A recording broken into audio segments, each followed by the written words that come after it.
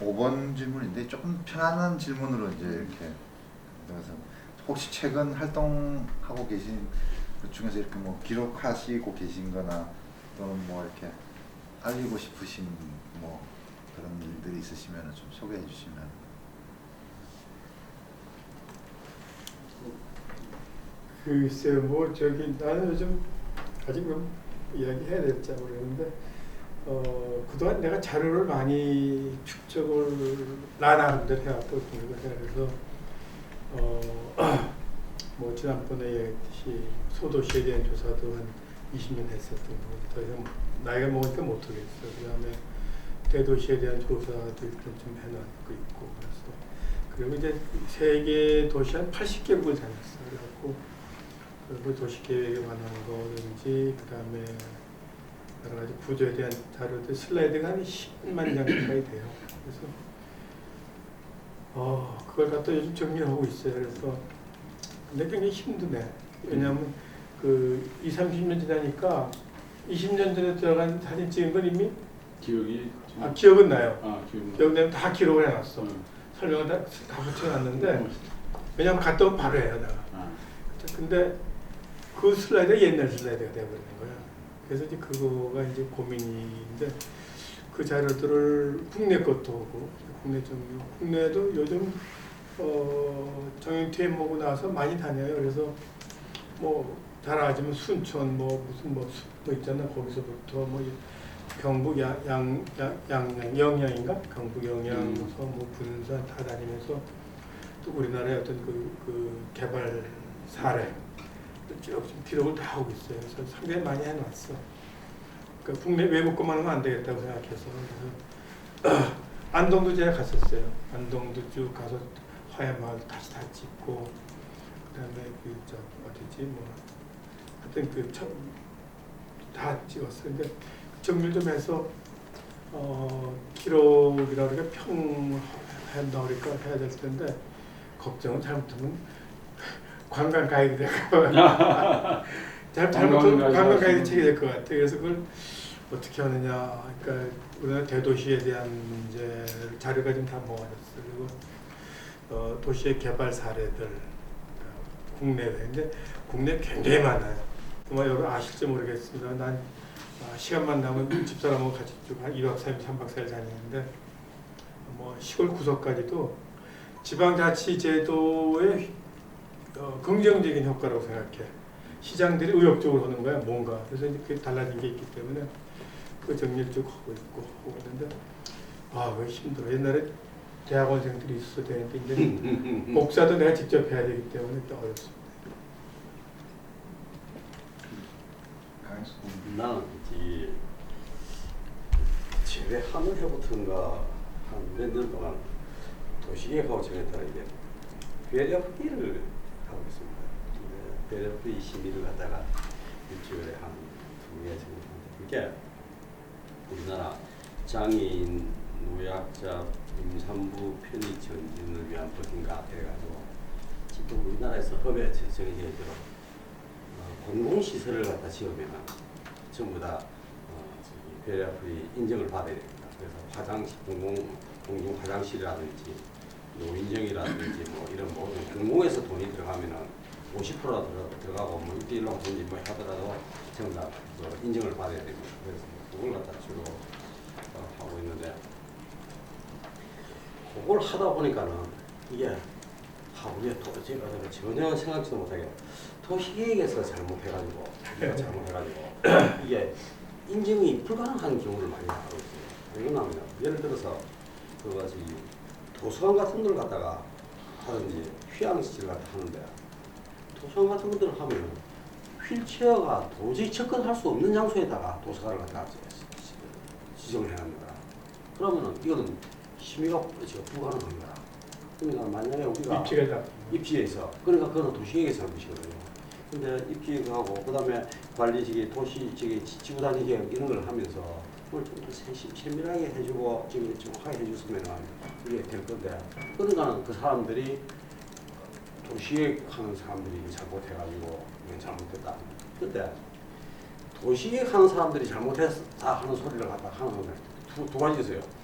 방제할 때 이 사람들 한 몇 년 전에 그 한창 방제한다고 한창 현역에 있을 때 하는데 한 번은 지금 기관에서 회의하는데 좀 방제 회의하는데 참석해달래요. 딱 가보니까는 전부 다 토목제의대로 하고 있으면서 방제하는 도시계획은 나밖에 없는 거라 뭐라 그러냐면은 방제하는 도시계획하는 당신네들이 잘못해가지고 산불을 끄면은 산불이 나면 불도 못 끈다 그래. 그래서 도시계획하는 우리가 뭘 잘못했냐고. 그러니까 당신네들이 도로를 잘 놨으면 산불도 끌 건데 왜 당연히 도로를 갖다가 안 해놨냐. 그래서 우리가 도시계획을 갖다 하면은 땅 면적도 우리가 돈 받는 그 기준이 되는데 예를 들어서 강원도 정선 같은 데는 면적이 600km 제곱킬로미터 됩니다. 1200km. 서울의 2배 면적이다. 그런데 인구는 한 3,4만 밖에 안 산다. 그러면은 우리가 서울시 도시계획 하는 그 돈을 받아가지고 보다 더 많이 받아가지고 정선을 갖다 계획하면은 도시계획 하는 사람 보고 당신네들 뭐라고 그럴 거냐. 도둑놈이라 그럴 거 아니야. 내가 봐도 도둑놈이다. 그래서 우리가 실제로 말할 때는 요만큼밖에 안 한다. 근데 거기다가 왜 도로를 갖다가 도시계획 하는 사람이 무슨 힘으로 거기다 도로를 계획하느냐. 이 사람들이 도시계획에서 뭘 하는지를 모르니까는 홍수가 나도 도시계획에서 잘못했고, 뭐 산불이 나도 도시계획에서 잘못했고, 전부 다 그런 거야. 그런데 홍수에서 날 때 잘못된 건 있긴 있어요. 지구단위 계획할 때 인구가 얼마만큼 들어올 테니까 하수를 갖다가 어떻게 계획해라 하는 걸 갖다가 우리가 지구단위 계획에서 전혀 언급을 안 하고 하니까는 잘못된 거 있어요. 근데 BF 가서 보니까는 이거는 잘못된 게 꽤 나오더라고. 내가 직접 심의를 하다 보니까. 근데 지금 우리나라에서 또 심의 기관이 7개가 있는데, 근데 그 내가 세 군데를 갖다가 관련하고 있습니다. 근데 맨 처음에 좀 많이 오라 그랬는데 내가 나이가 많아가지고 가면 또 돈 받으려고 욕심 부리는 거 같아서 내가 안 하고 세 군데 하고 한국환경건축용을 가시죠. 김호정 교수님 때문에 그때 심의할 때 그거 인정기관으로 대기해달라고 이경영 교수님한테 얘기하더라고요. 그런데 이게 우리가 도시계획에서 도시 기본계획하고 관리계획하고 그 다음에 지구단위 계획에서 너무 이걸 갖다가 생각을 안 해가지고 도저히 장애인이라든지 노약자라든지 이런 사람들이 도저히 살 수 없을 만큼 접근할 수 없을 장소에다가 우리가 입지를 정했다 하는 거. 그 다음에 또 도시계획하고 요하고 상치되는 게 문제가 있냐면 도시계획에서 교통하는 사람들이 이렇게 가린다는 거예요. 상업지역을 갖다가 설정할 때는 교통이 좀 사람들이 많이 모이지 않는 장소에다 해가지고 교통 혼잡이 발생 안 하도록 하라 이렇게 교통하는 사람들이 가르쳤대요. 그래서 웃기는 계획도 다 했다 그랬을 때.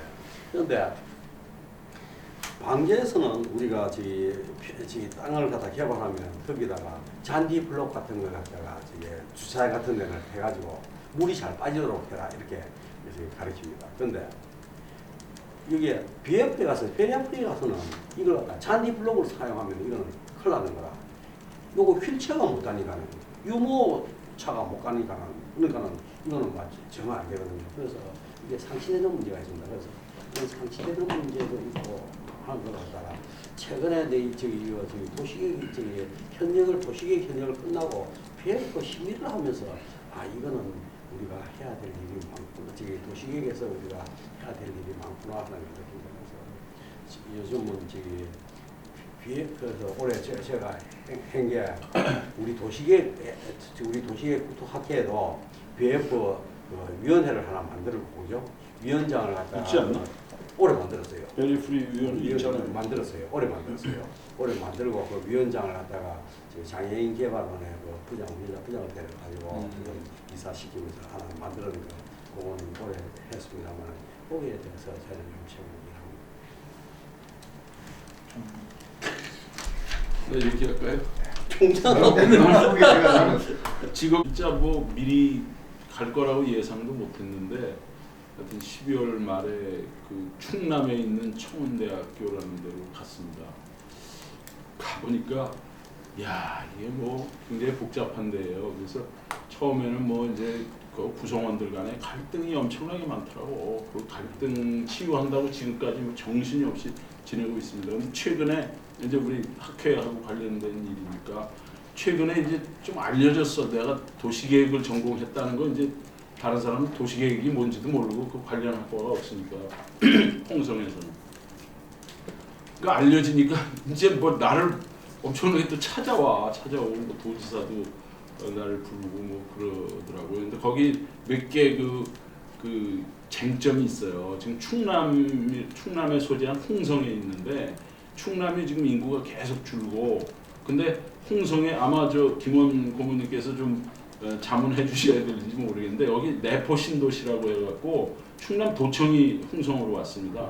근데 이 도청이 지금 도청 주변에 내포 신도시가 활성화가 전혀 안 되고 있어요. 그래서 충남에서는 지금 이거를 충남 도정의 1번이 이 내포 신도시를 혁신도시로 지정하는 겁니다. 그래서 시즌 2 혁신도시 시즌 2를 한다고 그러는데 거기에 일환으로 이거 해야 된다고 그러는데 지금 시즌 2는 사실 자꾸만 구도심 쪽에 이제 집어넣어야 된다 이런 신도시를 자꾸만 만들면 안 된다 이러고 있어서 그거를 뭐 나한테 와서 계속 설명하고 뭐 또 와달라고 그래서 가서 자문하고 뭐 힘을 보태 달라고 국회의원들 뭐 찾아오고 막 그러더라고요. 거기가 홍문표 국회의원 지역구인데 그 양반이 요다음번에 아마 국토교통위원장이 될 것 같다고 얘기는 해요. 지금 박순자라는 걸 하고 있는데. 근데 이제 내가 거기서 재밌는 게 우리 저 김현수 부회장님 잘 아시지만 우리 경기도 대도시권 했잖아요. 수도권.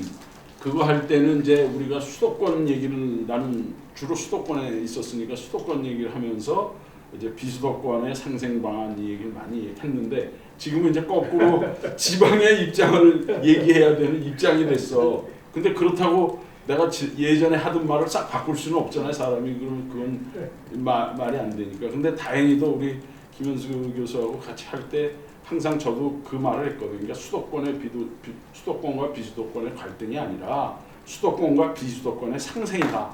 나는 이런 말을 했다라는 얘기를 하면서 그 보고서도 내가 갖고 있는데 우리 보고서 있잖아요. 그것도 항상 비수도권의 입장에서 수도권을 우리가 생각하자 뭐 이런 거를 주장을 했던 게 다행히 도움이 되더라고. 그래서 사람이 이렇게 자리가 바뀌거나 이렇게 됐을 때 확 바뀌는 분들이 있어. 막 반대하다가 또 이쪽으로 가서는 또 확 하는데 그런 거는 안 하기 때문에 그래도 좀 다행인 것 같고 거기 가보니까 또 조그만 지역에서 홍성과 예산이 있어요. 예산군이 있고 홍성이 있는데 예산에는 삽교역이라는 역이 있어. 그리고 홍성이 지금 홍성역이 있는데 서해선 복선 전철이 지금 옵니다. 오는데 삽교역 예산군에서는 삽교역을 만들자 그러고 홍성에서는 삽교역을 만들면 홍성이 안 된다 그러고 그래갖고 서로 지금 이거 하는 거예요. 그래서 엊그저께 공청회를 하는데 저보고 사회를 해달라는 거야. 꼭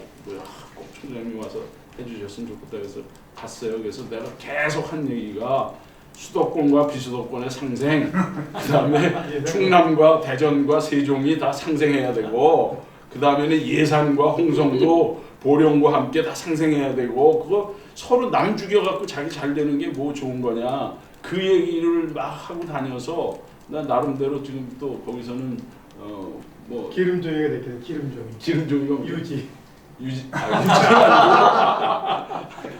그냥 하여튼 그래서 지금 시츄에이션이 많이 달라져 있고 사실은 정년 퇴임하고 저도 그냥 즐겁게 지내려고 했는데 지금 전혀 즐거운 거예요. 즐겁지 않다고 볼 수는 없지만 하여튼 엄청 바쁘게 예전보다 훨씬 바쁘게 지내고 있어서 인사도 잘 못 드리고 그랬던 양해의 말씀 이 자리를 빌어서 드립니다.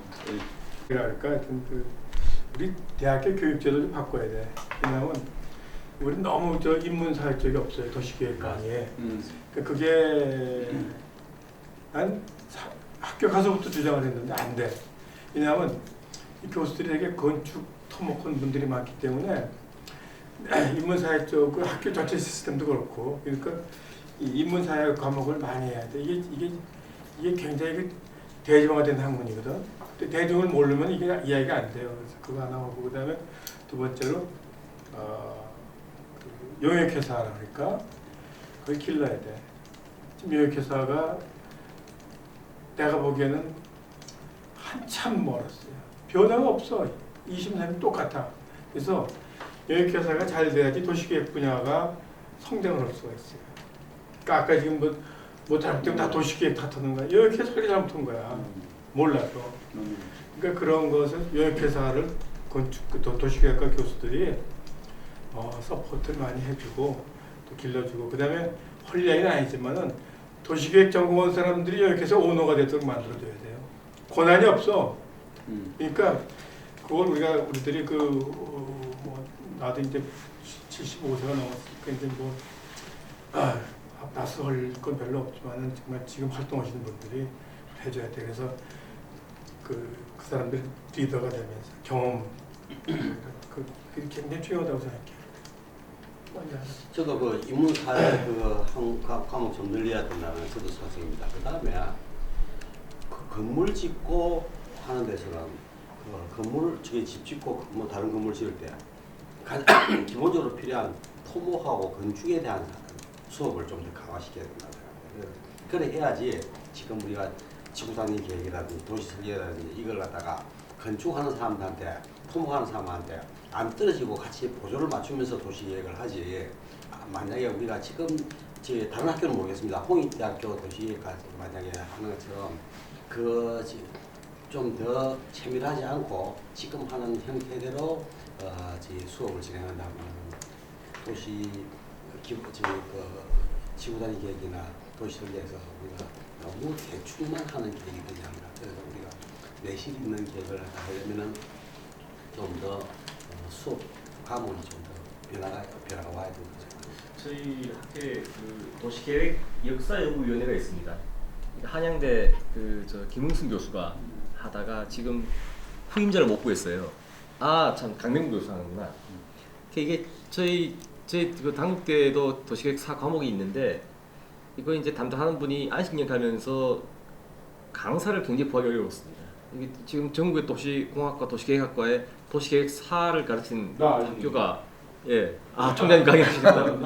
그 다음에 계획 이론도 저희 가지고 있는데 강사를 구할 수가 없어요. 나는 그런 계획 그런 인문사회 쪽이 아니고 사회학 심리학 쪽을 선택 과목을 많이 들어야 돼요. 그게 내가 왜안 뺀 얘기지만은 난 미국에서 그거를 20몇 과목을 들었어. 죽을 뻔했는데 왜 필요한가 몰라. 여기 와서 활동하면서 너무 많이 써먹었어. 써먹었던 편이 이상하지만은 그러니까 교과과정 될 때 계획 이론 좋고 다 좋은데 인문사회, 사회학, 심리학, 뭐 경제학 이런 것들을 넣어서 그 시야를 넓혀야 돼요. 그렇지 않으면은 맨날 욕먹고 그리고 답답한 소리만 하고. 그러니까 그거를 내가 30년 동안 우리 바꾸려고 못 바꿨어. 못 알아들으니까. 그리고 이제 단과대 전체에 문제가 있기도 하고. 그러니까 그거 하시고 그다음에 후학을 길러야 돼. 영역해서 길러줘야 돼. 영역해서 죽으면 다 죽어. 그렇잖아요. 맞습니다. 저도 뭐 이어지는 이야기가 될 수 있을지도 모르겠는데 나는 도시계획을 하면서 보니까 또 최근에 또 거기 홍성이라는 지역에 가서 또 가서 보니까 인천에 가서 보니까 지금 사회적으로 제일 문제가 난 갈등이라고. 사회 갈등이 너무 많아요. 대학은 대학 내 갈등이 많고 또 뭐 도시 계획한다 뭐 정책 하나 피면은 여기서는 찬성하는데 여기서 반대하고 그게 뭐 물론 이게 도시계획이 아닌 부분에서도 갈등이 굉장히 많지만 그래서 나는 이 갈등을 조정하는 능력을 우리 도시계획가들이 많이 길렀으면 좋겠다 그런 생각이 들면서 앞으로의 우리 도시에 나아갈 방향은 좀 포용도시 우리가 그런 말 많이 하잖아요.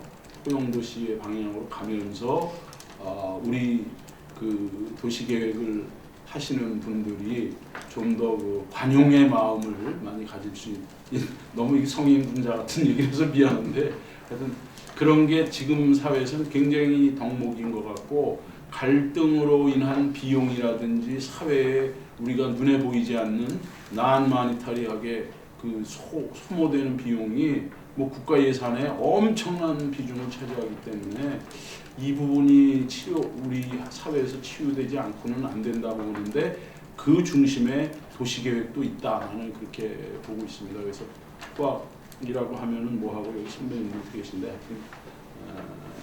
그런 이야기를 좀 하고 싶더라고요. 최근에 많이 느꼈어요. 특히 이상입니다.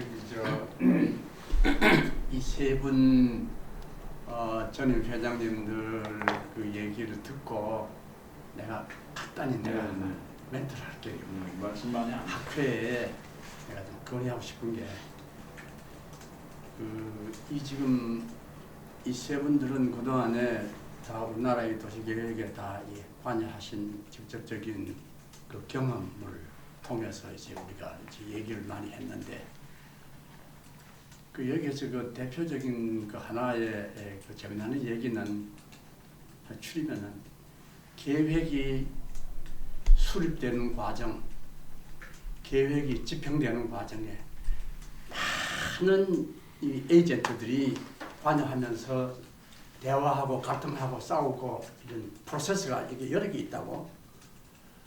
그런 것들을 A라고 하는 하나의 그 계획 그 하나의 그걸 하나의 사례를 잡아가지고 거기에 관여된 사람들 전부 거기에 관여된 뭐 내가 했던 사람이 전부 다 나오는데 그런 사람들을 전부 다 인터뷰를 통한다든가 혹은 그 사람들의 뭐 써놓은 글을 참고한다든가 해서 이걸 해서 하나의 한 계획이 안으로 수립되면서 또 그것이 집행되는 과정에서 어떠한 상호간의 역할이 인터체인지가 서로 리액션이 되고 어떤 그 팩터가 거기 들어가지고 이게 어떤 프로세스를 통해 가지고 이런 또 다른 또 대안으로 나오고 하는 이런 거를 학회란 말이야 돈을 좀 들여서 어떤 한 프로젝트 한 안을 하나 만들어 가지고 연구를 했으면 좋겠어.